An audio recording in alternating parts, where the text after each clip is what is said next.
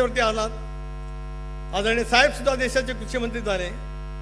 पण महाराष्ट्राच्या राजकारणाची, महाराष्ट्राच्या प्रत्येक गोष्टीची जबाबदारी दादांनी ज्या समर्थ पद्धतीने त्या ठिकाणी स्वीकारली, त्याच्यामुळेच मला आठवतं 2004 सालामध्ये पहिली निवडणूक काँग्रेस आणि राष्ट्रवादी काँग्रेस पक्षांनी एकत्रित लढवली.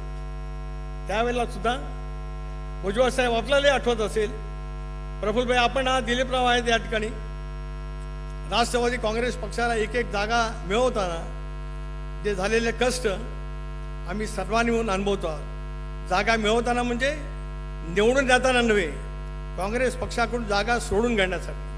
हा इतिहास मी या ठिकाणी एवढ्यासाठी सांगतो आहे की नवी पिढी ज्याला राजकारणामध्ये येते त्याला दादांचं योगदान या पक्षाच्या वाटचालीमध्ये कशापद्धतीचं राहिलं, प्रदीर्घ राहिलंच, कणखरपणाचं राहिलं, आत्मविश्वासाचं राहिलं. प्रसंगी काँग्रेस पक्षाची सुद्धा कटुता घेण्याचं धारिष्ट्य त्या कालावधीमध्ये कोण दाखवत नव्हतं. पण दादांच्या स्पष्ट वक्तेपणाने काही जागा काँग्रेस पक्षाकडून सोडून घेण्यामध्ये त्यावेळेला सुद्धा आपण सगळे मंडळी वाटाघाटीमध्ये असाल, आपल्याला त्यावेळेला निश्चितपणे यश मिळालं.